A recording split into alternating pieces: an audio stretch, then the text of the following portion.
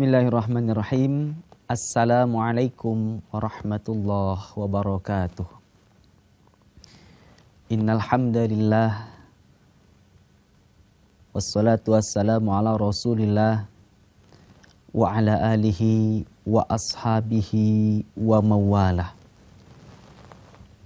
Amma ba'du. A'udzu billahi minasyaitonir rajim. Bismillahirrahmanirrahim.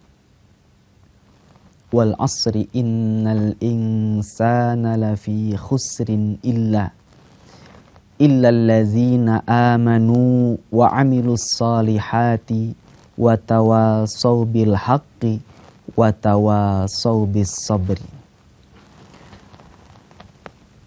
Pertama-tama mari kita panjatkan puji syukur kehadirat Allah Subhanahu wa ta'ala, yang mana dengan rahmatnya, dengan karunia yang Allah berikan kepada kita, kita senantiasa dapat melakukan aktivitas dengan sehat, dengan lancar, dan mudah-mudahan daripada segala aktivitas kita timbul berkah yang akan membawa kebahagiaan, baik bahagia di dunia maupun bahagia di akhirat. Amin ya Allah ya Rabbal Alamin. Tidak lupa salawat beserta salam semoga tetap tercurah limpahkan kepada baginda alam, Habibana wa Nabiyana wa Maulana Muhammad sallallahu alaihi wasallam, kepada keluarganya, kepada para sahabatnya, dan juga mudah-mudahan kita semua sahabat Kompas TV Jawa Barat diakui oleh beliau baginda Nabi Muhammad sallallahu alaihi wasallam sebagai umatnya. Amin ya Allah ya Rabbal Alamin. Sahabat Kompas TV Jawa Barat, jumpa lagi di acara Lentera Kolbu. Pada kesempatan kali ini, insya Allah saya akan menyampaikan tentang bagaimana cara membersihkan hati. Sebagaimana kita ketahui bahwasannya hati yang disebut dengan qalbu menjadi sumber daripada perilaku seseorang. Maka baik atau buruknya perilaku seseorang bergantung kepada hatinya. Andai hatinya kotor, bisa jadi perilakunya menjadi buruk. Begitu juga andai hatinya bersih, maka perilakunya akan menjadi baik juga. Sahabat, dalam Al-Quran surah Al-Anfal ayat 2, Allah Subhanahu wa ta'ala berfirman, Innamal mu'minuna allazina idza dzukirallahu wajilat qulubuhum. Al-ayah. Sadaqallahul azim. Maha benar Allah dengan segala firman-Nya. Wallahu alam bihaqiqatil murad, yang artinya sesungguhnya orang mukmin itu, atau yang disebut dengan benar-benar beriman, salah satu kategorinya idza dzukirallah, apabila disebutkan nama Allah, apabila berzikir kepada Allah, wajilat qulubuhum, hatinya akan bergetar. Artinya ketika menyebutkan nama Allah, ingat kepada Allah, zikirnya ini terasa sampai hati. Tidak terhalang dengan dosa-dosa. Tidak terhalang dengan butiran-butiran bintik-bintik hitam. Yang mana sebagaimana disebutkan dalam sabda Rasul, ketika seseorang melakukan satu dosa, maka di dalam hatinya itu akan menempel satu noda hitam. Andai terus-menerus berbuat dosa, maka hatinya akan tertutup daripada cahaya Allah Subhanahu wa ta'ala. Sahabat, banyak cara yang disampaikan oleh guru-guru kita untuk bagaimana supaya hati kita ini menjadi bersih. Namun di antara banyak cara yang sudah kita ketahui, bahkan ada seorang penyanyi di negeri kita ini membuatkan sebuah lagu dengan judul Obat Hati. Di antara sekian banyak cara, yang paling inti daripada cara itu adalah caranya sendiri. Kalau kita ibaratkan seorang yang bekerja di tempat cuci mobil, ketika mencuci mobil orang lain, merek apapun itu, hasilnya akan menjadi bersih. Maka ketika ada seseorang yang kebetulan lewat ingin mencoba untuk mencuci sebuah mobil mewah, namun tidak pernah mencuci, bukan ahlinya, maka hasilnya bisa diperkirakan tidak akan bersih. Atau ketika seorang ibu mencuci piring di rumahnya, hasilnya bersih, tetapi anaknya yang mencoba-coba untuk mencuci, hasilnya diperkirakan tidak akan bersih.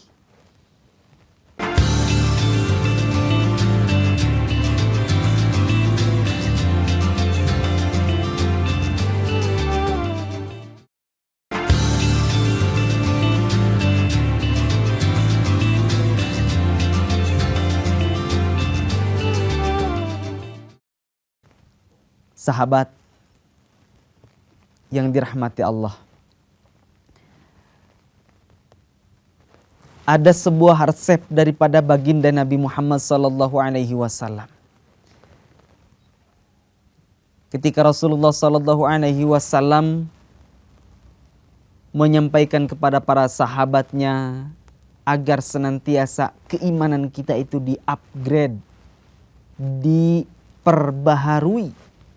Karena imannya manusia itu kadang naik, terkadang turun. Naiknya iman buktinya taat, turunnya iman buktinya tidak taat atau bahkan maksiat. Maka Rasul memberikan sebuah resep, yaitu jaddidu imanakum bikathrati qawli la ilaha illallah. Dengan memperbanyak mengucapkan zikir la ilaha illallah. Namun kembali kepada cara. Cara ini sangat penting.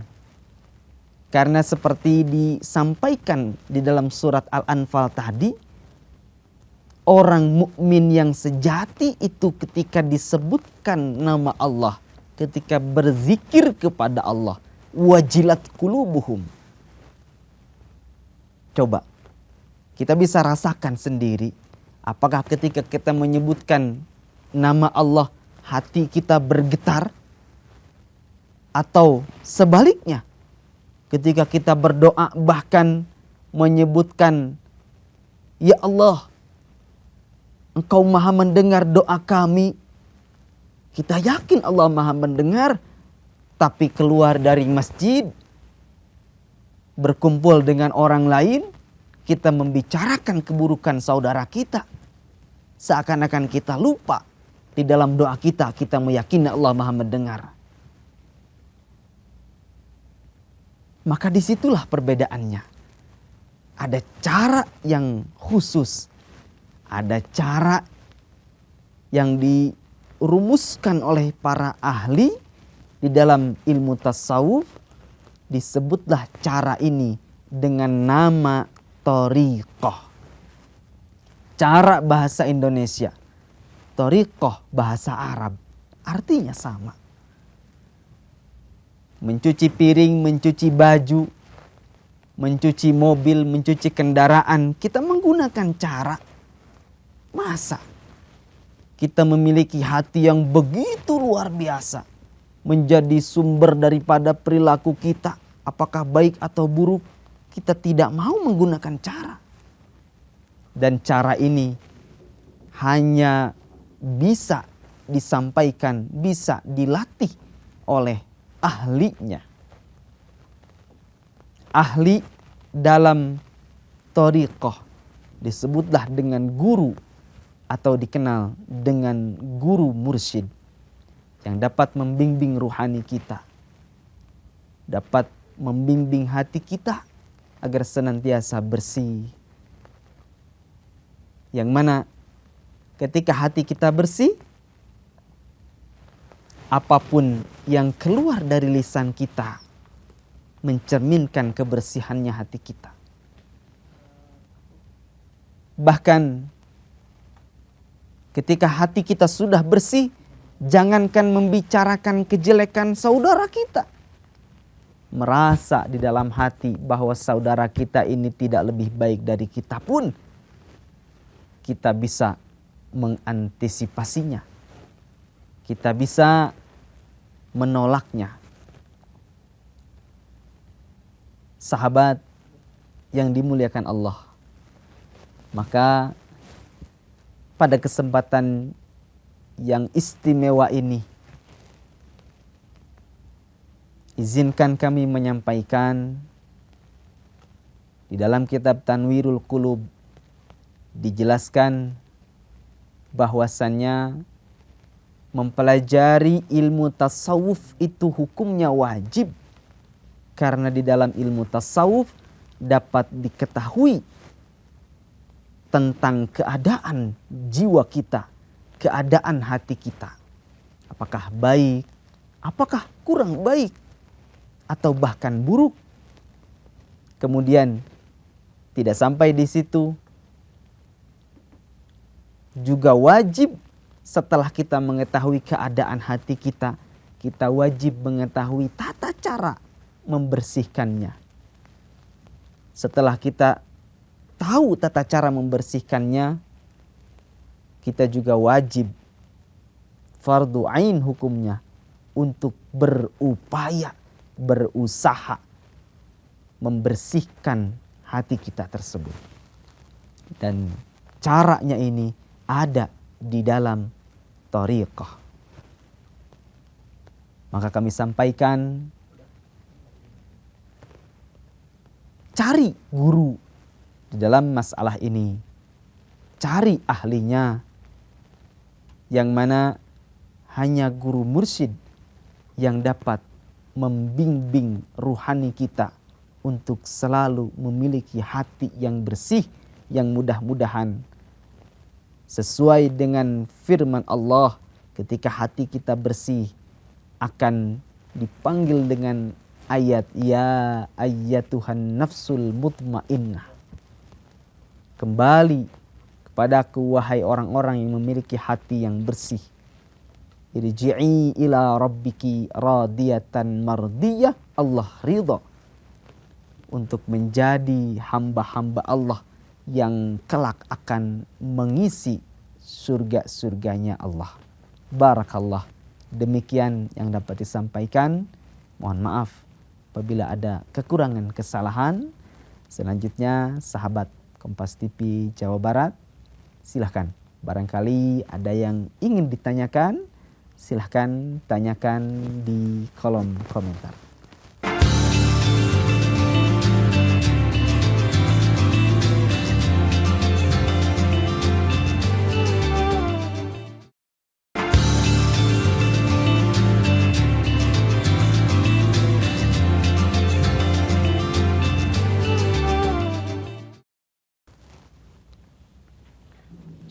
Bismillahirrahmanirrahim.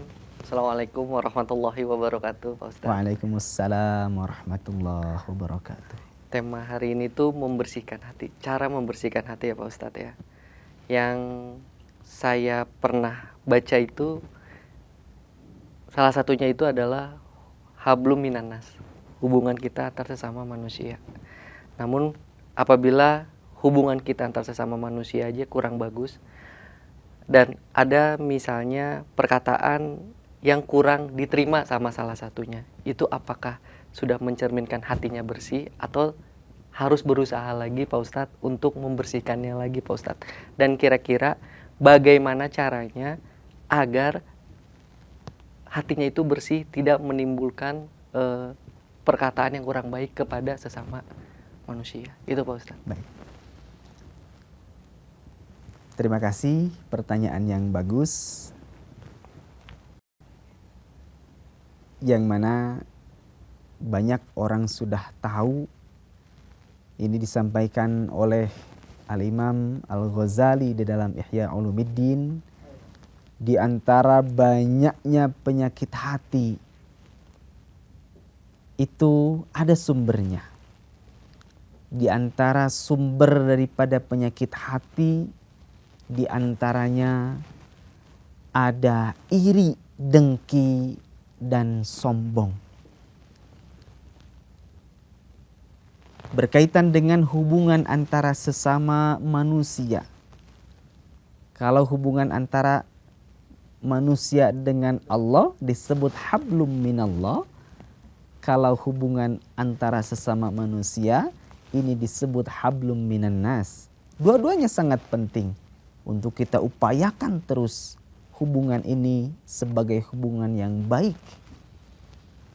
Maka terkadang ketika kita berhubungan dengan sesama manusia, nah ini catatannya, hati kita urusan kita, hati orang lain urusan orang lain.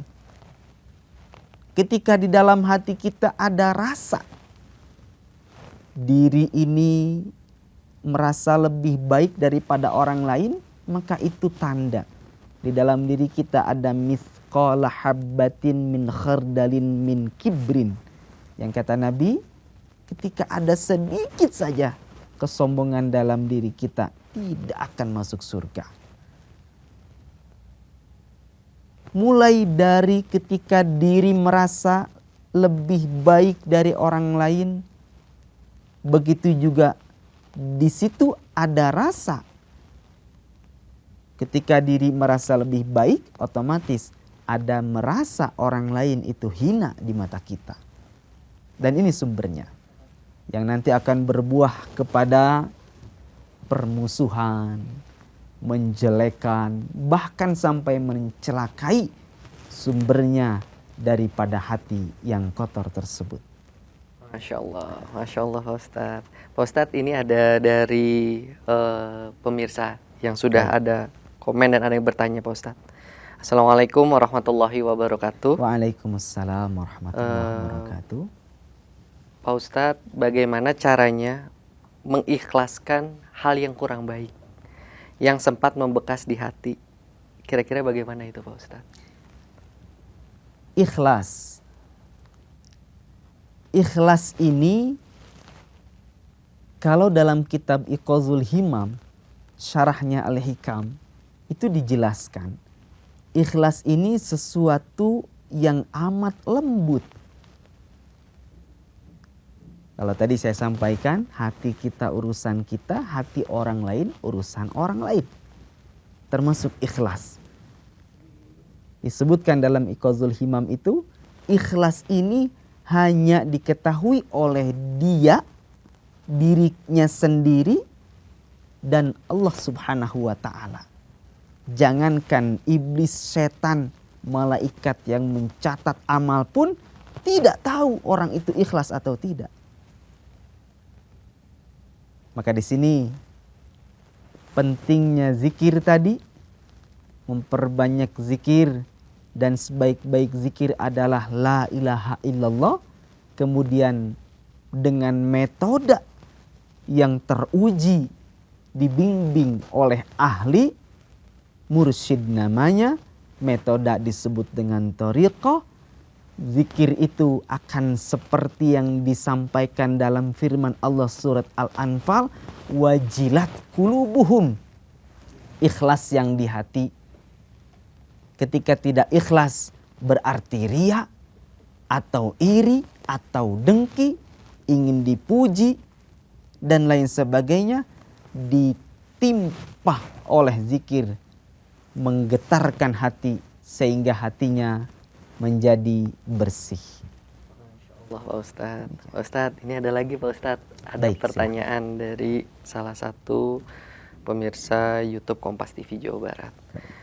Pak Ustadz, apakah sholat juga bisa membersihkan hati? Gitu Pak Ustadz. Betul. Salat dapat membersihkan hati. Sebagaimana di dalam Al-Quran, innas salata tanha anil fahsya'i wal munkar. Salat itu dapat mencegah kita, orang yang melaksanakan salat tersebut, daripada melakukan perbuatan keji dan perbuatan yang munkar. Namun, lagi-lagi masalahnya di dalam hati. Ketika hatinya kurang motivasi atau disebutkan sebagai imannya yang sedang turun, untuk sholat saja kita sulit.